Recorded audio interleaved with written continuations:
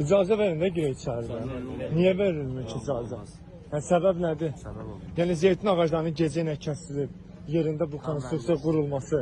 Yəni zəhləviz getdi, getmədi. Yəni qanunsuz iş görəndə zəhləviz getmir. Kamera olmaz. Yox, qanunsuz iş görəndə zəhləviz getmir.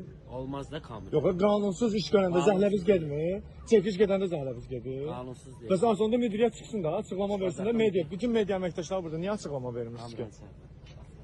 Konstitusiya inşa ediblər gecə ilə.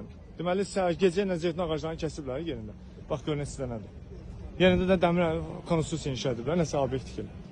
Yəni göz görə. Yəni bunu heç kim görmədi. Gecəni ekologiya əməkdaşları görmədi. Heç hansısa bir əməkdaşlar görmədi. Burada gecəni ağaclar. Yəni yay ayında, yaz ayında kəsiblər ağac, zeytun ağaclarını. Yəni qış ayında dəyişmə eləyəriz, yer dəyişmə edərdiniz. Yəni nə vacib idi?